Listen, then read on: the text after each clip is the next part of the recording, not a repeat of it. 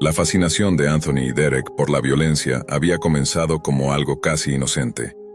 Un par de adolescentes encerrados en su habitación, devorando maratones de películas gore, comentando las escenas más extremas como si fueran críticos de un arte macabro.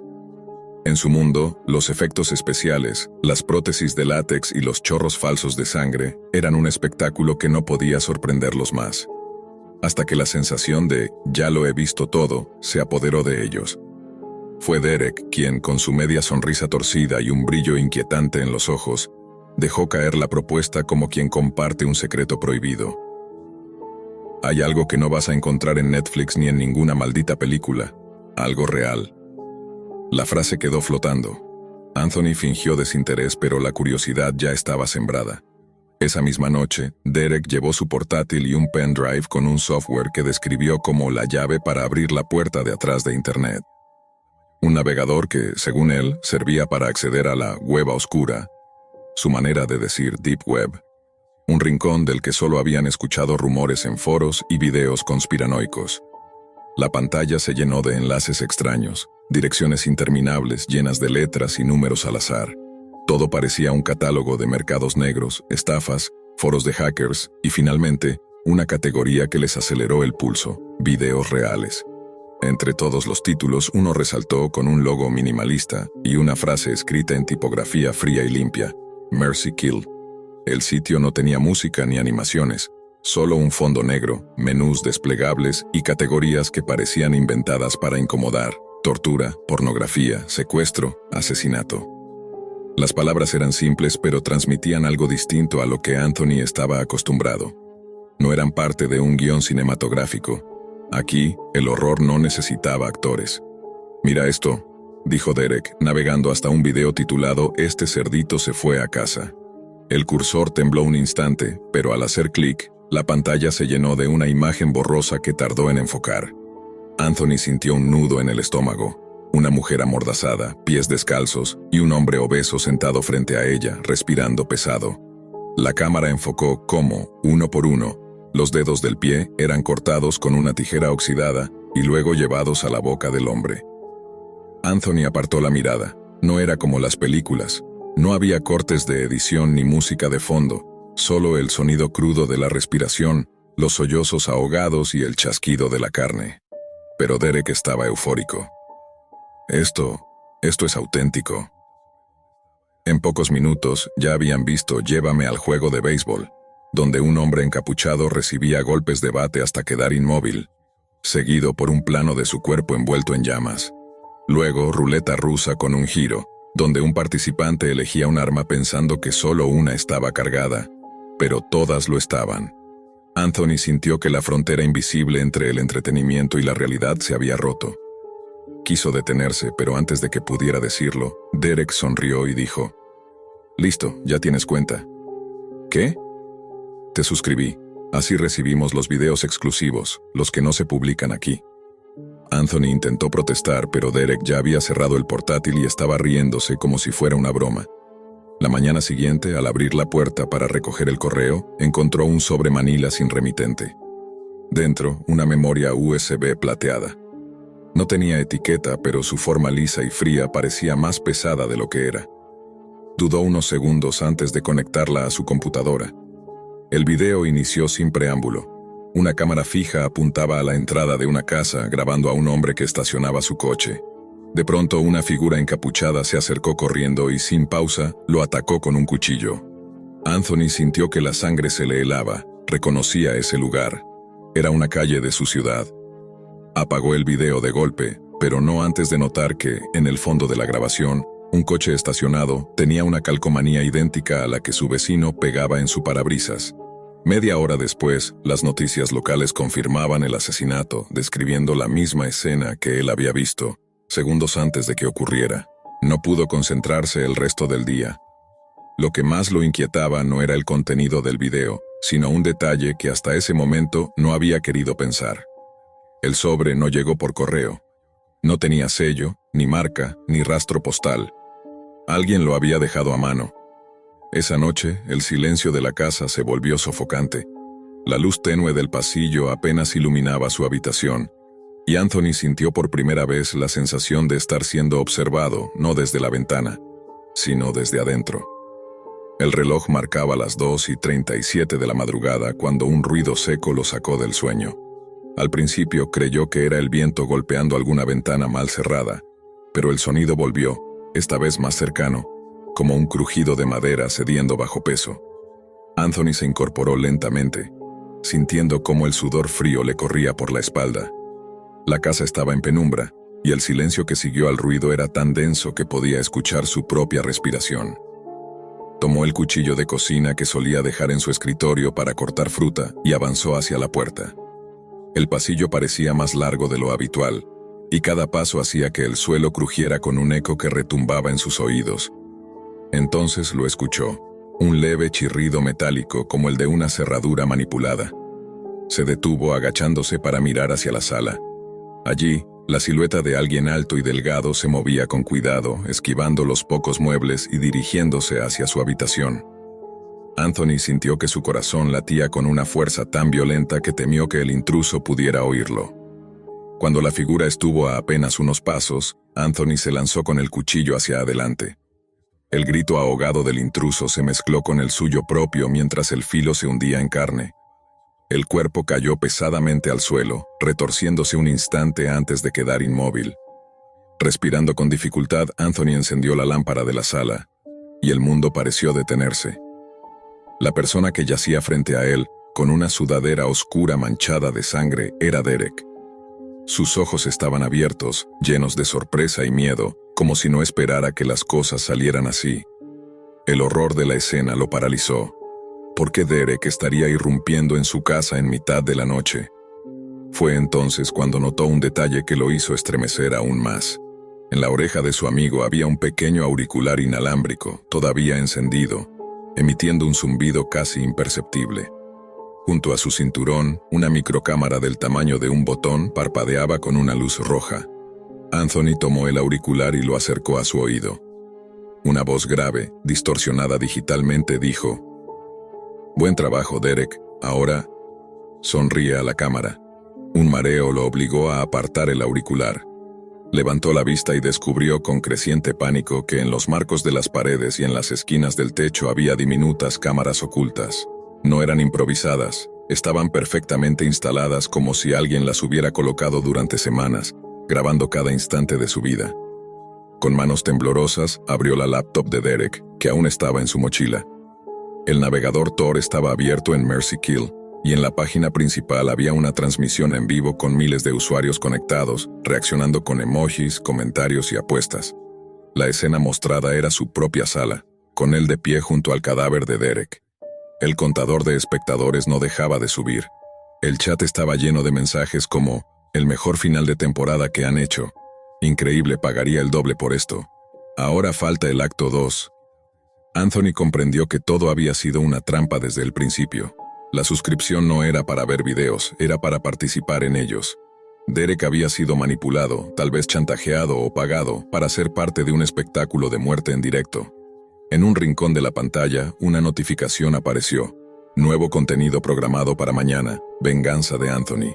Entonces la puerta del pasillo crujió lentamente. Su madre asomó la cabeza observándolo sin sorpresa, con una mirada extraña, casi ausente. En su mano sostenía otra de esas microcámaras. La dejó caer sobre la mesa y dijo con voz neutra: «Tú eres el próximo». Anthony sintió cómo algo en su interior se rompía. Ya no había lugar para el miedo.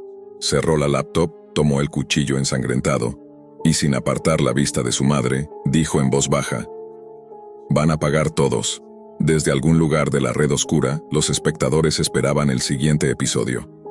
La pantalla de Mercy Kill se apagó, dejando solo un mensaje en letras blancas sobre fondo negro: «Gracias por ver, nos vemos mañana».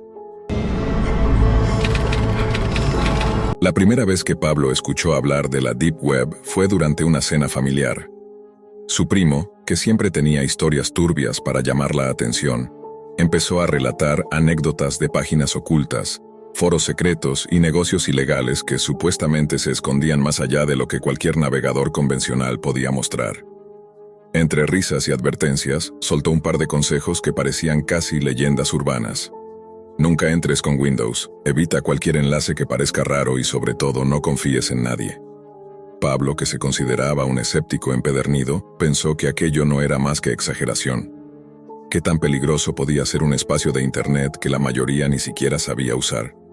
La curiosidad se fue filtrando lentamente en su mente como una gota de tinta en agua clara. Al principio no le dio demasiada importancia, pero a medida que pasaban los días, la idea de explorar ese otro Internet empezó a resultarle tentadora.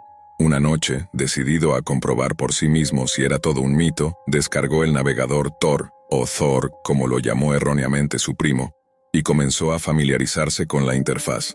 La sensación era extraña, no era como abrir Google y buscar cualquier cosa.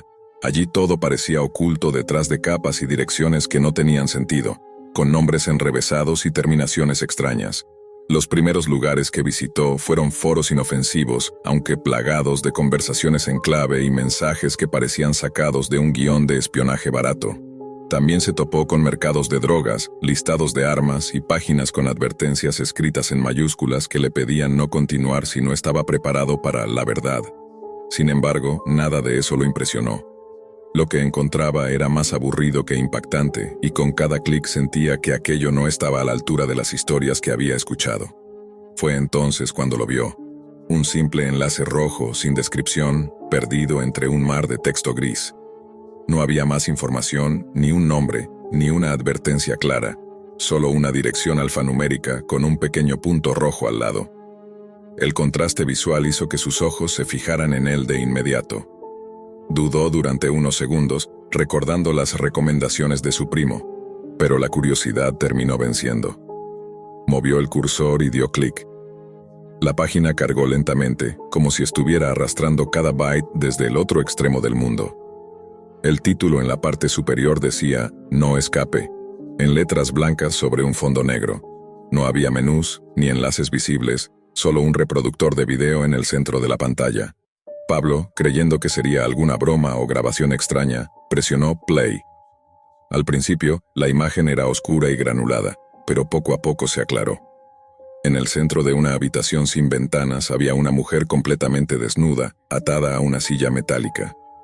Su cabello estaba desordenado, la piel pálida y enrojecida en algunas zonas, y sus ojos, hundidos, se movían con inquietud hacia la cámara. Un temporizador digital en la esquina del video marcaba algo inquietante. Llevaba más de 3 días ahí. El silencio de la transmisión solo se rompía por el ocasional sonido de sus respiraciones rápidas. Pablo sintió un escalofrío recorrerle la espalda. Su instinto le gritaba que cerrara la página, pero algo en esa imagen lo mantenía paralizado. La mujer apenas podía mantener la cabeza erguida, y en su mirada había una súplica muda que atravesaba la pantalla. Sin pensarlo más, cerró la pestaña, apagó el monitor y se quedó en silencio, intentando procesar lo que había visto. Necesitaba distraerse, así que tomó su teléfono y abrió Minecraft, intentando perderse en un mundo pixelado que no le exigiera pensar. Apenas habían pasado 10 minutos cuando el celular vibró. En la pantalla aparecía un número desconocido. Dudó en contestar, pero algo en su interior le dijo que debía hacerlo. Llevó el teléfono a su oído y no escuchó nada al principio. Luego, una voz masculina, grave y pausada, dijo: «Hola Pablo, ¿te gustó lo que viste?».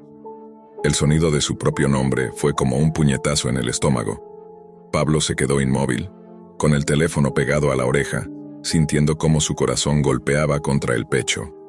No respondió.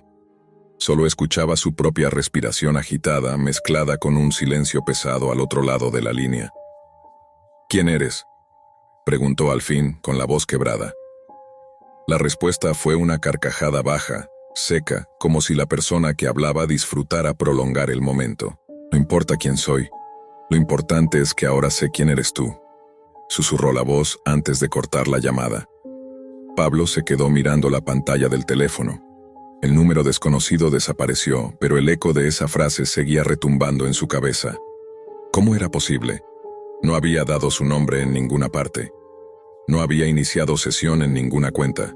Ni siquiera había usado su computadora principal. Había desempolvado un viejo portátil para esta aventura. La paranoia se apoderó de él de inmediato. Corrió hacia su computadora, cerró Tor, borró el historial y comenzó a desinstalar todo lo que había descargado. Eliminó programas, carpetas, incluso documentos que no tenían nada que ver. Luego encendió un antivirus y esperó a que analizara el sistema como si aquello fuera suficiente para borrar cualquier huella de su presencia. Pero la sensación de estar siendo observado no se iba. Cada vez que miraba hacia la ventana, tenía la impresión de que alguien podría estar parado afuera, en la oscuridad, mirando hacia adentro. Los ruidos habituales del vecindario parecían ahora más fuertes y cercanos. Un golpe de madera, un perro ladrando, un motor que pasaba lentamente. Todo lo hacía sobresaltarse. Decidió que no bastaba con borrar programas. Tenía que desaparecer cualquier rastro. Formateó el disco duro, restauró el portátil a su estado de fábrica y aún así no sintió alivio. Tomó el teléfono, bloqueó el número desconocido y, por impulso, apagó el dispositivo. Pasaron unas horas. Eran cerca de las 2 de la madrugada cuando Pablo intentó dormir, pero la mente no lo dejaba. Cerraba los ojos y volvía a ver a la mujer en la silla, al temporizador que seguía avanzando, a esos ojos que parecían pedir ayuda. En un momento pensó en llamar a la policía, pero ¿qué les diría? ¿Que vio un video en un sitio sin nombre de la Deep Web y que ahora alguien lo estaba llamando? Solo imaginaba la incredulidad en sus rostros. La noche siguiente, el teléfono volvió a sonar, esta vez desde otro número desconocido. Pablo no contestó. Segundos después, recibió un mensaje. No sirve de nada bloquearme. Lo borró sin leerlo 2 veces. Otro mensaje llegó enseguida. ¿Quieres saber qué pasó con ella? El corazón le dio un vuelco. No respondió. El tercer mensaje fue una fotografía, un primer plano de la mujer, con la misma ropa, o falta de ella, pero con el temporizador marcando 5 días. Pablo dejó caer el teléfono sobre la cama, temblando. La imagen no solo era perturbadora. El reflejo de la cámara en sus ojos mostraba algo más. Una figura oscura detrás de ella, apenas visible, pero con una postura firme, como quien vigila. A partir de ese momento, cada noche era igual. Llamadas, mensajes, imágenes. A veces le enviaban coordenadas, otras veces enlaces que prometían la continuación. Nunca lo sabría, pero el hecho de que todo llegara directamente a su número personal lo enloquecía. En el tercer día de acoso, mientras estaba en la cocina sirviéndose agua, el timbre sonó. No esperaba a nadie. Caminó lentamente hacia la puerta, mirando por la mirilla. No había nadie. Solo un pequeño sobre amarillo en el suelo. Lo recogió con manos temblorosas. Dentro había una memoria USB y una nota escrita a mano. Ya no eres un espectador, ahora eres parte del juego. Pablo dejó caer el sobre como si quemara. No iba a conectar esa memoria, ni loco. La metió en una bolsa, la tiró en un contenedor de basura lejos de su casa y trató de convencerse de que todo terminaría ahí. Pero no terminó. Esa noche, cuando encendió su computadora principal para trabajar, encontró un único archivo nuevo en el escritorio. No escape.mp4. No lo había descargado. No lo había abierto. Pero ahí estaba. Con el corazón latiendo desbocado, hizo doble clic. El video comenzó con la misma habitación, la misma mujer. Pero esta vez, en la esquina inferior derecha, junto al temporizador, había una pequeña ventana en la que se veía, en tiempo real, a Pablo sentado frente a su computadora. Un escalofrío helado lo recorrió. La cámara de su portátil viejo estaba grabando, a pesar de que juraría haberlo apagado y guardado en un cajón. La voz masculina volvió a escucharse, esta vez directamente desde el video. Te dije que no hay escape. Pablo apagó todo, desenchufó la computadora, tomó sus llaves y salió de casa. No miró atrás. A partir de esa noche, jamás volvió a conectarse a la Deep Web. Cambió de número, de dirección, y hasta vendió sus pertenencias para mudarse lejos. Sin embargo, cada cierto tiempo, sin importar dónde estuviera, encontraba sobres amarillos esperándolo. Nunca lo sabría. Ya no necesitaba hacerlo para saber que el juego no había terminado. Y aunque pasaron años, nunca dejó de vivir con la certeza de que, en algún lugar, detrás de alguna cámara encendida, alguien seguía mirándolo. La primera vez que escuché sobre la Deep Web no fue por curiosidad morbosa, sino por un interés casi académico. Siempre me había intrigado la posibilidad de encontrar documentos filtrados, archivos secretos o pruebas de conspiraciones que el gobierno quería mantener ocultas. No era un principiante en tecnología. Ya había leído lo suficiente como para saber que entrar ahí requería algo más que un simple navegador. Así que, una noche de insomnio, activé mi VPN, descargué el navegador Tor y sin pensarlo demasiado, me adentré en lo que muchos llaman el Internet real. Al principio, la experiencia fue decepcionante. Entre foros cerrados, tiendas clandestinas de drogas y páginas con diseño noventero que parecían abandonadas, la emoción se fue disipando. No encontré secretos militares ni expedientes clasificados. Todo parecía un mercado negro repetitivo y predecible. Fue entonces cuando vi un enlace con un título cortado. La cámara del... No aparecía en ningún listado común, sino en un hilo olvidado de un foro en el que apenas quedaban usuarios activos. La URL, larga y encriptada, parecía casi inventada. El nombre me generó una curiosidad incómoda. No decía exactamente de qué se trataba, pero la palabra cámara podía implicar muchas cosas. Mi mente la asoció con cámaras de vigilancia, salas ocultas, lugares prohibidos. Sin pensarlo demasiado, hice clic. La página tardó más de lo normal en cargar. Cuando apareció, me recibió un fondo completamente negro y, en el centro, una caja de video también negra, sin imagen previa, solo un botón rojo de reproducción. Debajo, un chat en vivo que se actualizaba constantemente con mensajes de usuarios con nombres extraños, combinaciones de letras y números, símbolos y seudónimos macabros. No había descripciones claras, solo frases como, faltan 3 minutos, este será brutal, el perro está listo. Fue entonces cuando vi sobre la caja de video un temporizador digital, 0257.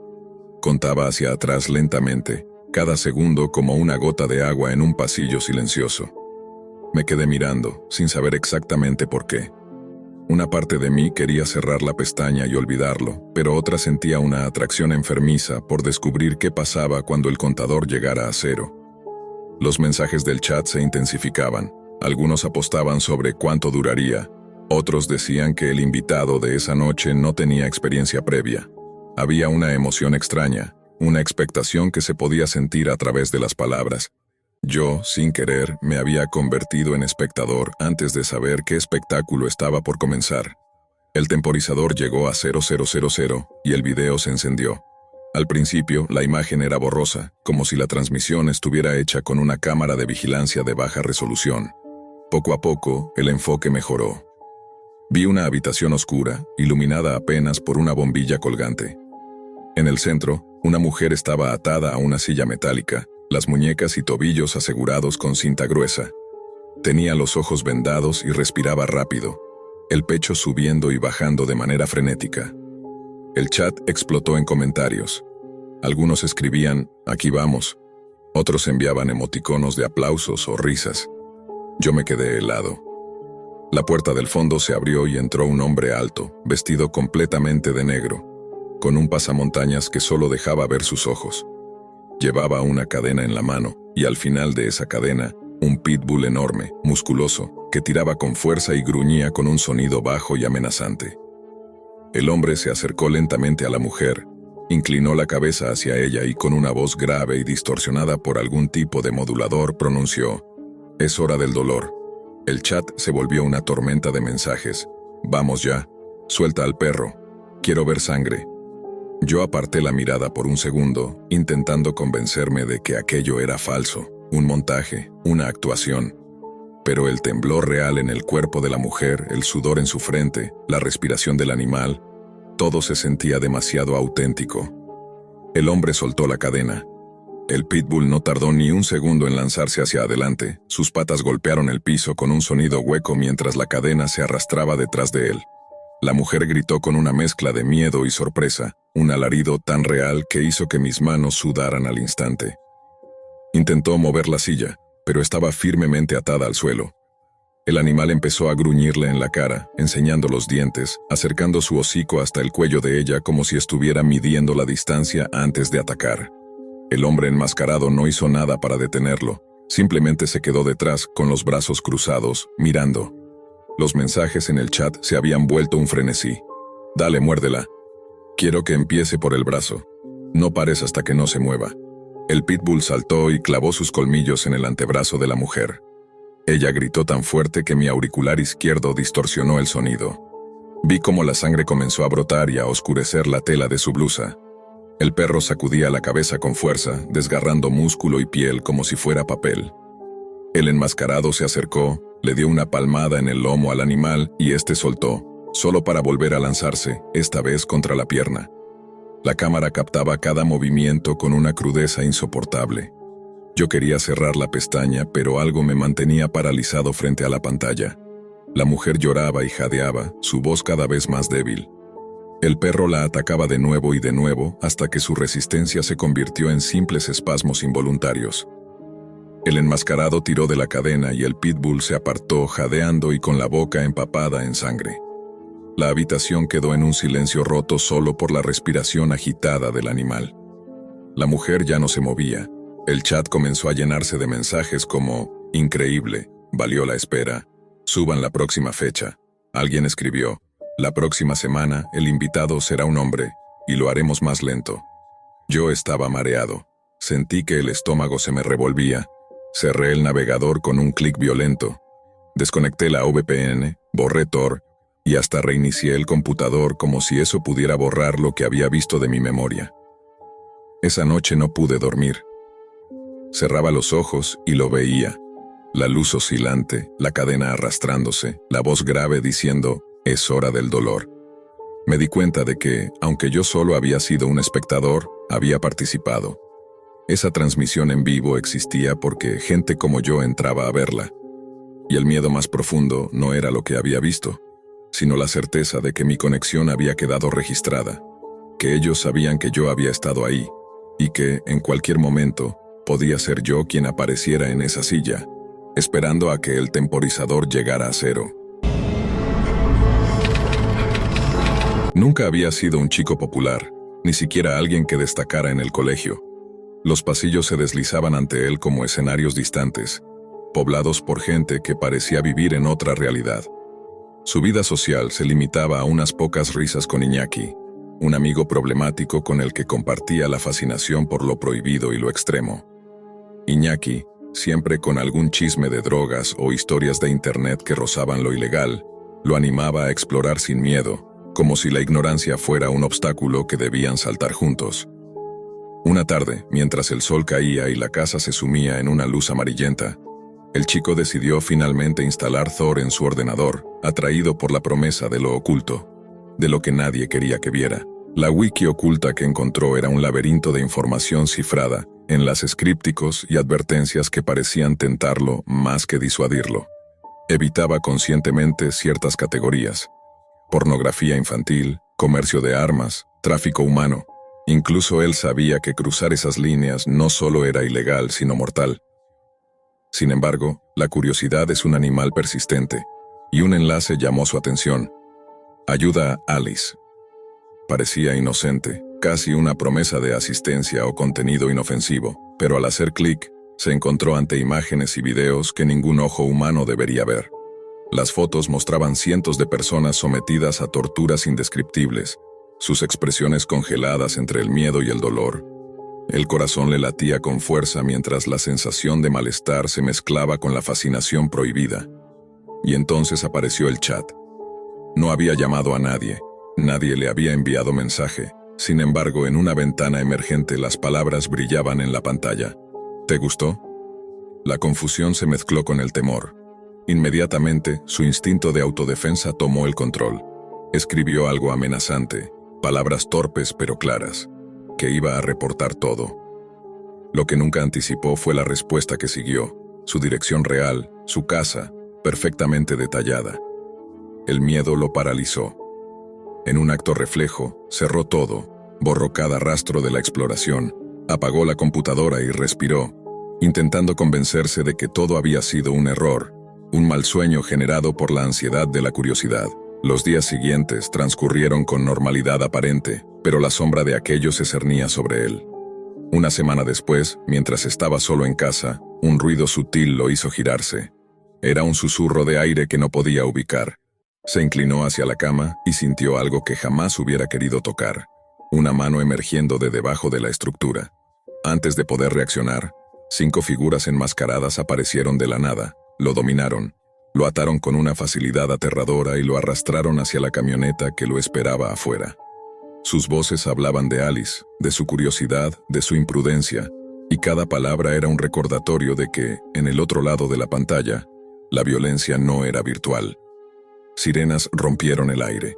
Un vecino, alertado por un presentimiento o por simples sospechas, había llamado a la policía. La escena se disolvió en gritos y luces rojas y azules que reflejaban sobre el asfalto húmedo. Los intrusos se dispersaron antes de ser atrapados, dejando un vacío helado, un miedo latente y la certeza de que la vida podía cambiar en un instante por una simple interacción digital. La familia decidió mudarse, buscando seguridad, aunque el miedo nunca se desvaneció del todo. La historia de aquel chico sirve de advertencia. En la Deep Web, la línea entre la curiosidad y el peligro puede ser tan fina como un clic. Lo que parece un simple comentario, un gesto menor, puede desencadenar amenazas físicas, arrastrarte a una espiral de paranoia y marcar tu existencia con un miedo constante, recordándote que algunas fronteras nunca deben cruzarse y que la seguridad digital y física están más conectadas de lo que imaginamos. Después del incidente, cada rincón de la casa se volvió sospechoso. Incluso la luz del sol que entraba por la ventana parecía insuficiente para disipar la sensación de amenaza que lo seguía a todas partes. Cada sonido, el crujido de una tabla, el roce de la persiana, el eco de pasos imaginarios, se convertía en un recordatorio de la vulnerabilidad de estar solo, de la fragilidad que la tecnología había explotado para ponerlo en jaque. El chico ya no era solo un adolescente curioso. Era alguien marcado, alguien que había visto demasiado y había sobrevivido a apenas un contacto con la verdadera oscuridad. Los días se mezclaban en un gris constante. Los mensajes de Iñaki se volvieron urgentes, insistiendo en que regresara a la Deep Web, que era solo un juego, que exageraba, que debía enfrentarlo de nuevo. Cada notificación que aparecía en la pantalla del teléfono lo hacía saltar, el pulso acelerado, la sensación de que alguien, en algún lugar, podía estar observando. Sus manos temblaban mientras intentaba encender la computadora, temiendo encontrar otra ventana emergente, otro mensaje con su dirección exacta y la amenaza implícita de repetir lo sucedido. La paranoia se convirtió en un acompañante constante.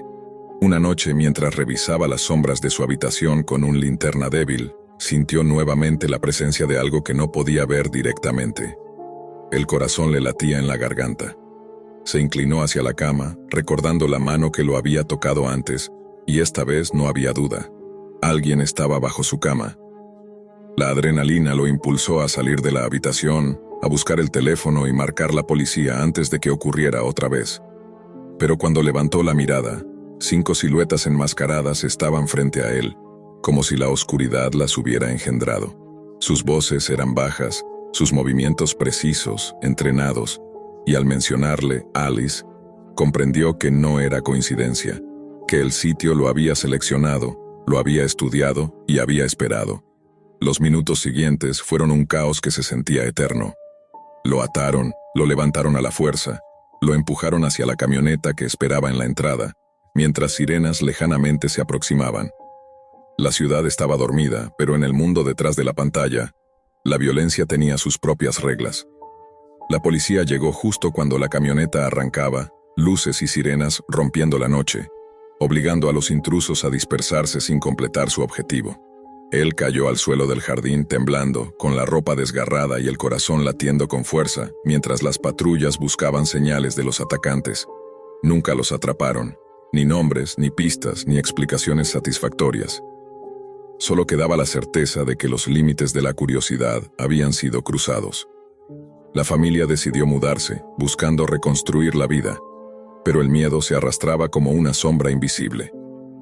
Cada sonido, cada mensaje de internet, cada correo desconocido provocaba un sobresalto.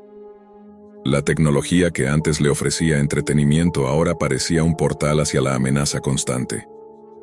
El chico aprendió, demasiado tarde, que confrontar a criminales en la Deep Web no era un juego, y que la curiosidad podía convertirse en un imán para la violencia real. Con el tiempo intentó volver a la normalidad, se integró en nuevas rutinas escolares, hizo esfuerzos por recuperar amistades, buscó distracciones en deportes y lecturas. Pero incluso en los momentos más alegres, la sensación de ser observado, de que alguien sabía demasiado sobre él, permanecía. Cada vez que escuchaba un crujido en el piso, un golpe en la ventana o un vehículo desconocido estacionado cerca, su cuerpo reaccionaba como si estuviera de nuevo en aquella camioneta, rodeado por las figuras enmascaradas. La lección más dura no fue física, sino psicológica.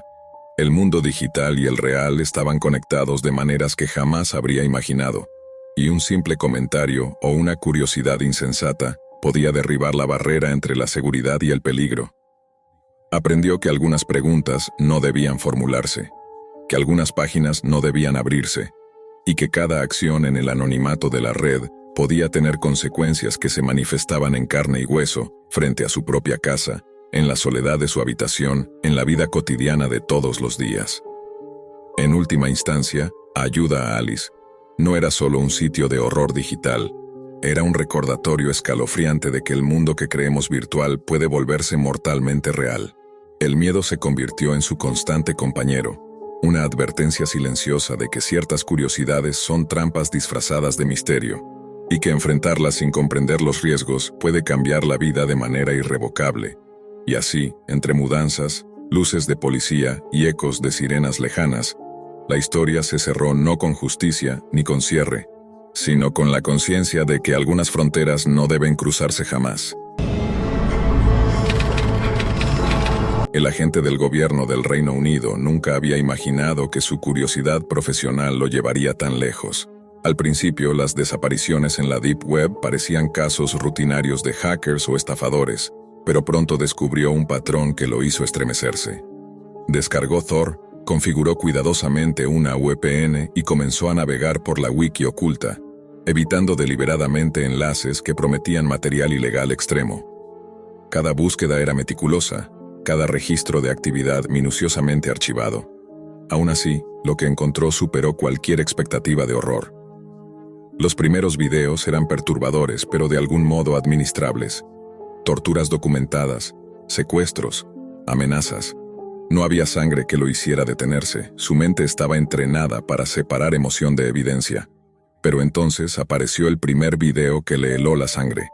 Un hombre sin hogar, encadenado y desollado vivo, gritando mientras la cámara capturaba cada movimiento con un detalle macabro. La edición era profesional, casi ceremonial, y un símbolo repetido en la pared le resultó inquietantemente familiar, aunque no podía ubicarlo de inmediato. Su investigación se volvió obsesiva. Entre los enlaces de la wiki detectó un patrón. Ciertas desapariciones parecían coincidir con rituales antiguos, prácticas que los historiadores vinculaban con cultos nórdicos olvidados. Y allí estaba él, el hombre que buscaba. Un hombre blanco, cabello castaño, 1,84 metros, 88 kilos, desaparecido sin dejar rastro. El siguiente video que encontró lo dejó sin aliento. La cámara mostraba un cuerpo abierto en el pecho, los pulmones extendidos hacia los lados, como alas. La forma era inconfundible, el águila de sangre, un símbolo vikingo de sacrificio y poder. Un escalofrío recorrió su espalda. El culto no era una leyenda. Los asesinatos eran precisos, ceremoniales, casi artísticos en su brutalidad. Cada video que encontraba tenía detalles minuciosamente planeados. Cada víctima parecía elegida al azar, pero el patrón estaba allí. Precisión, sangre. Un mensaje implícito que solo alguien observador podría descifrar. El agente se dio cuenta de que no estaba solo en esa investigación. Alguien lo vigilaba.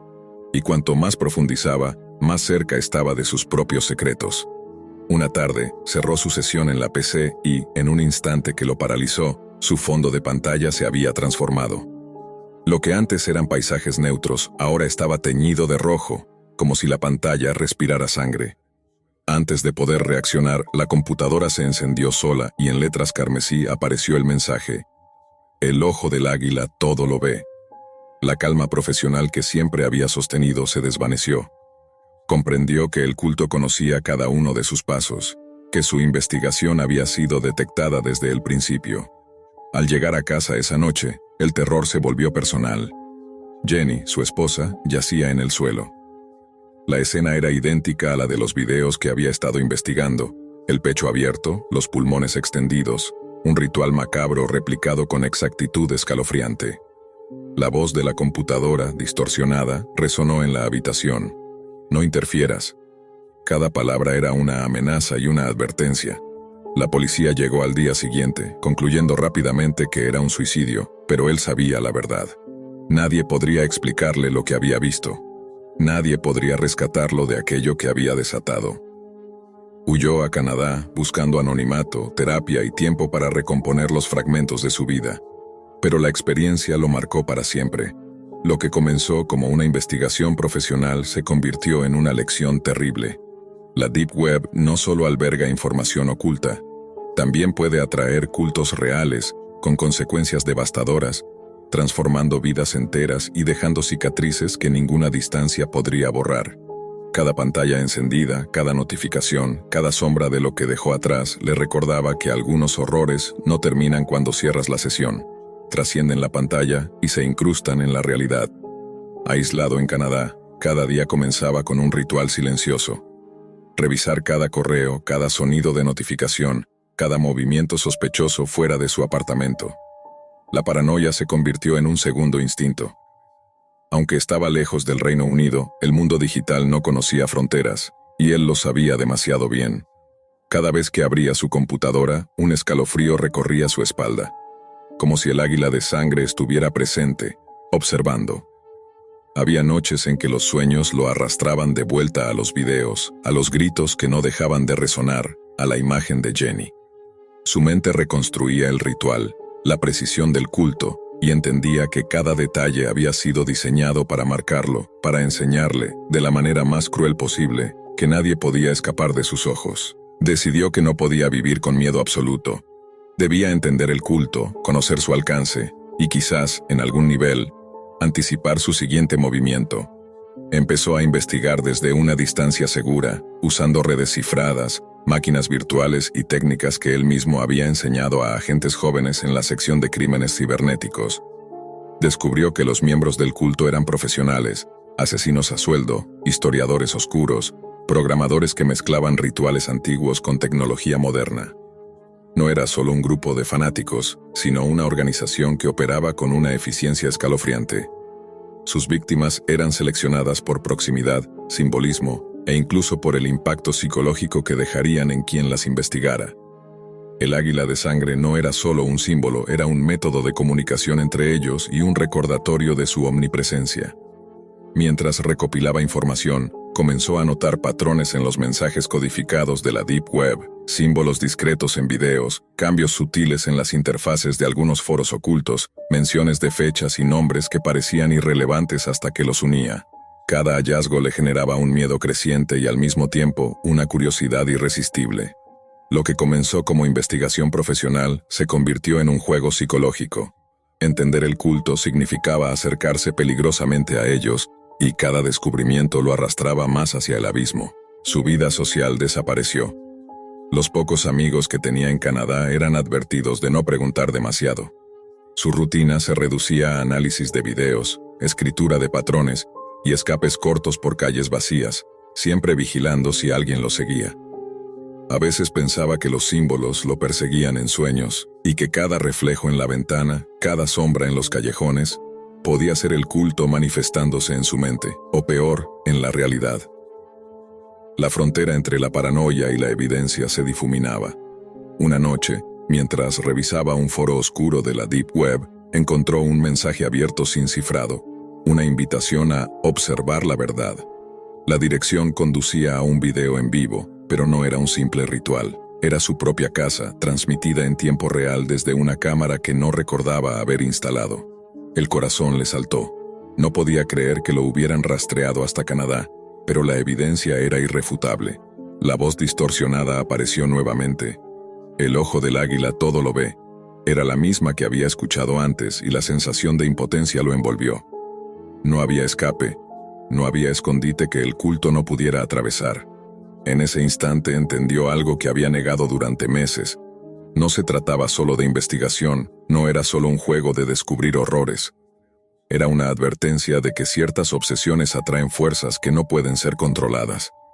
Había buscado respuestas en la Deep Web, pero la Deep Web había buscado respuestas en él. Cada archivo abierto, cada enlace visitado, había sido un marcador, un camino de migas de pan que el culto seguía para rastrearlo. Y finalmente, había llegado a un punto en que todo lo que amaba, todo lo que creía seguro podía ser usado como herramienta contra él. Su vida terminó transformándose en un exilio perpetuo. Nunca pudo regresar a la normalidad. Cada interacción era evaluada con desconfianza, cada sombra observada con cautela extrema. Las cicatrices psicológicas eran profundas, sueños infestados de símbolos, flashes de la muerte de Jenny, y la constante sensación de que alguien, en algún lugar, lo vigilaba. La policía y el gobierno lo habían descartado oficialmente, y él había aprendido que el mundo real y el virtual estaban entrelazados de manera que nadie podía separar. Al final, entendió la lección más dura. Algunas investigaciones, por más justificadas que parezcan, atraen horrores que no respetan leyes ni fronteras. Cultos modernos, escondidos tras pantallas y protocolos, pueden existir con un nivel de eficiencia que desafía la imaginación. Y cuando se enfrentan a alguien que conoce demasiado, que busca demasiado, el costo no es solo profesional. Es personal, devastador y definitivo. Vivir con esa verdad era su castigo, su penitencia y su realidad. Lo que comenzó como curiosidad, vigilancia y justicia, terminó en pérdida absoluta y en la certeza de que algunos ojos, algunos cultos, todo lo ven. Matthew Smith siempre se presentó como un hombre altruista. Desde su llegada a la India en 2007, trabajaba en orfanatos y escuelas para niños en situación de vulnerabilidad, un escenario que le otorgaba reconocimiento y respeto entre colegas y locales. Documentos y entrevistas con trabajadores humanitarios describían a Smith como alguien carismático, cercano a los menores, capaz de generar confianza rápidamente. Sin embargo, tras esa fachada, se escondía un patrón de comportamiento perverso y meticulosamente planeado. La misma confianza que cultivaba se convertía en una herramienta de manipulación. Utilizaba la Deep Web, un espacio remoto y cifrado, para intercambiar imágenes y videos de sus abusos y para conectarse con otros individuos con intereses similares, construyendo una red invisible pero activa. Tras regresar al Reino Unido, su perfil cambió. Se incorporó a una escuela privada de élite, donde la confianza depositada en él alcanzaba nuevos niveles, llegando a supervisar la pastoral y la protección de alumnos, entre ellos jóvenes de familias influyentes. Mientras mantenía esta vida pública impecable, la Agencia Nacional del Crimen ya comenzaba a seguir sus rastros digitales. Cada interacción en foros oscuros, cada transferencia de dinero a menores, cada imagen compartida dejaba un rastro, aunque Smith confiara en su aparente anonimato. Los investigadores, trabajando silenciosamente durante años, documentaron su actividad, rastrearon pagos, identificaron víctimas y reconstruyeron su red de contactos. Todo culminó en 2022, cuando un allanamiento a su residencia reveló la magnitud del daño. Cientos de miles de imágenes y conversaciones que probaban no solo la repetición sistemática de abuso, sino también su intento de expandirlo a nuevas víctimas. Los datos mostraban patrones de explotación económica, estrategias de anonimato y manipulación psicológica, y un enfoque metódico para mantener su imagen pública intacta mientras continuaba operando en el anonimato de la Deep Web. Este caso no solo expuso la vulnerabilidad de sistemas de protección institucionales, sino también cómo plataformas digitales oscuras facilitan la perpetuación del abuso y la creación de contribuciones originales que se multiplican entre redes cerradas. El análisis de la investigación subraya un mensaje inquietante. En un mundo donde la tecnología amplifica el alcance de cada acción, incluso un solo error en la confianza o en el anonimato puede ser suficiente para la captura, aunque el daño a quienes permanecen invisibles sea irreparable. Matthew Smith siempre proyectó una imagen de bondad y compromiso. Desde 2007 hasta 2014, su presencia en orfanatos y escuelas de India parecía ejemplar. Enseñaba, cuidaba y promovía actividades para niños en situación de vulnerabilidad. Sus colegas lo describían como dedicado y afectuoso, alguien que realmente se preocupaba por los pequeños, mientras que las familias locales le confiaban lo más preciado, sus hijos. Esa fachada de filántropo encubría una red de explotación cuidadosamente oculta. Smith encontró en la Deep Web un espacio donde su doble vida podía prosperar. Un mundo cifrado, difícil de rastrear, que ofrecía acceso a comunidades con intereses criminales similares, y la posibilidad de intercambiar material que en la superficie era invisible para la justicia y la sociedad. Su habilidad para crear confianza y manipular a quienes le rodeaban no se limitaba a la vida real. También se extendía a los foros y canales digitales, donde construía una reputación que reforzaba su anonimato y credibilidad dentro de esas redes. Regresar al Reino Unido no significó un cambio en sus hábitos, solo una adaptación a un nuevo escenario de poder. Se convirtió en maestro y luego en jefe de pastoral en una escuela privada de élite, donde la influencia y la confianza depositadas en él alcanzaban niveles que pocos podían cuestionar. Entre sus alumnos se encontraba incluso el príncipe Jorge, lo que reforzaba la percepción de seguridad y respetabilidad a su alrededor. Mientras tanto, la Agencia Nacional del Crimen seguía su rastro digital de manera silenciosa. Cada transacción, cada mensaje en Telegram, cada archivo compartido dejaba una huella que Smith no podía borrar del todo, aunque confiara en el anonimato de sus seudónimos y redes cifradas. El seguimiento de la agencia fue largo y meticuloso. Analistas de comportamiento digital reconstruyeron patrones, rastrearon transferencias económicas y detectaron contactos en India que recibían pagos para la producción de material ilícito.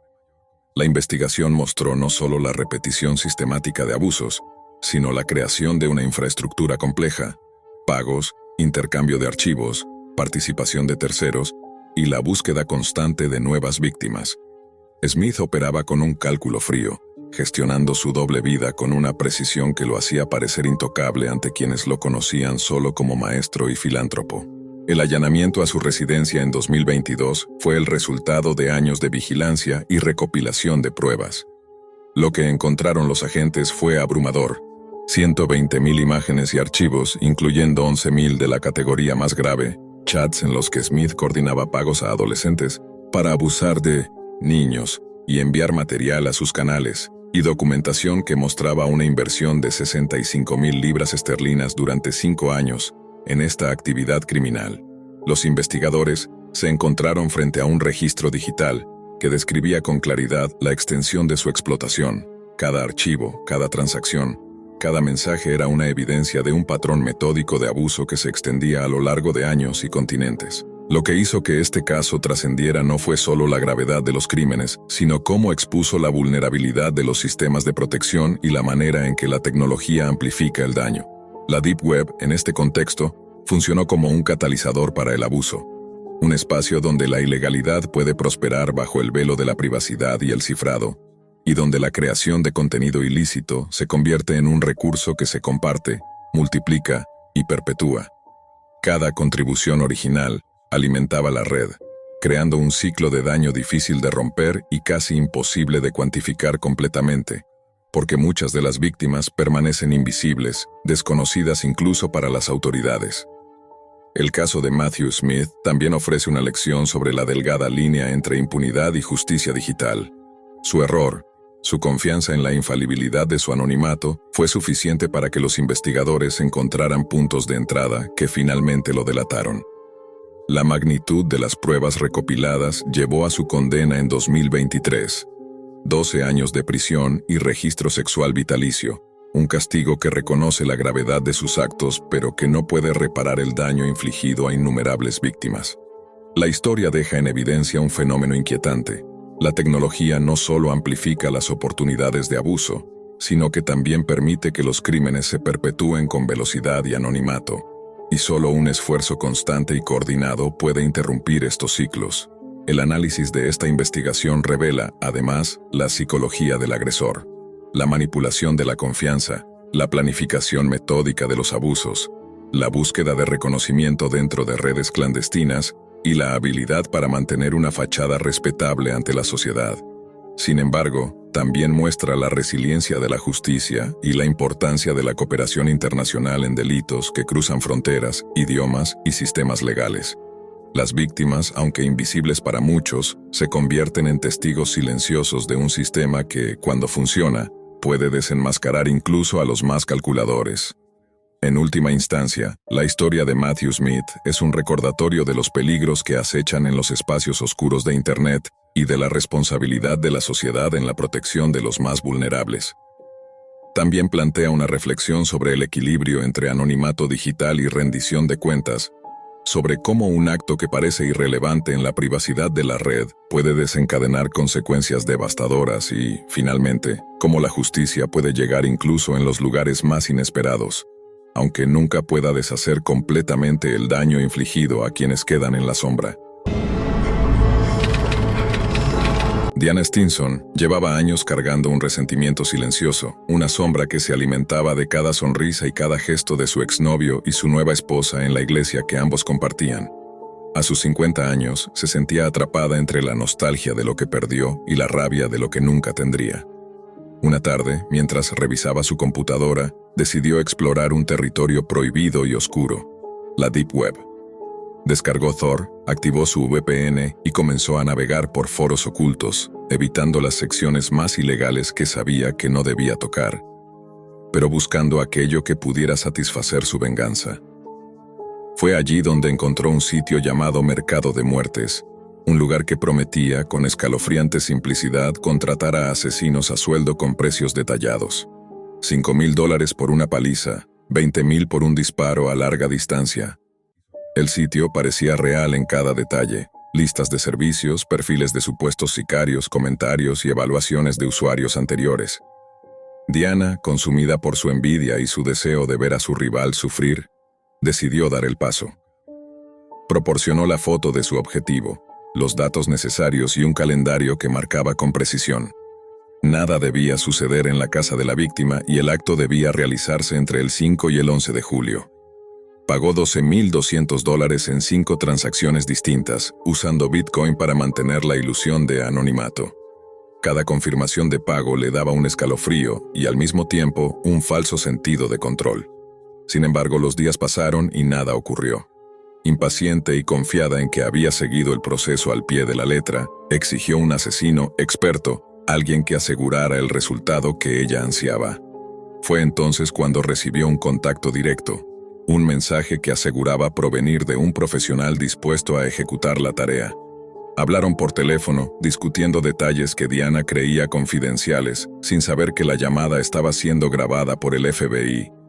La conversación se extendió durante días, mientras ella insistía en la precisión y la discreción, incluso accediendo a pagar $350 adicionales para que el asesino le proveyera un revólver, usando Coinbase para transferir el dinero. Cada movimiento financiero y verbal quedaba registrado, cada decisión acercándola más al borde que ella misma no podía ver. Finalmente, en septiembre de 2021, la ilusión se desmoronó. Diana fue arrestada, enfrentando cargos que ella había imaginado solo en su mundo secreto y virtual. La realidad era mucho más implacable. No había asesinos reales, no había contratos que se cumplieran, solo trampas y estafas cuidadosamente montadas por el FBI para atrapar a quienes intentaban cruzar la línea de la ley. Su venganza se había convertido en su autodestrucción.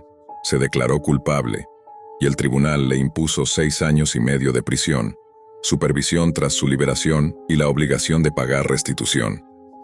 La mujer que buscaba destruir a otra terminó destruyéndose a sí misma, atrapada por la ley, el dinero perdido y la vergüenza de haber caído en una ilusión mortal. La historia de Diana Stinson sirve como advertencia. La Deep Web no es un lugar donde la justicia personal pueda cobrarse, ni un territorio donde las promesas de violencia se cumplan.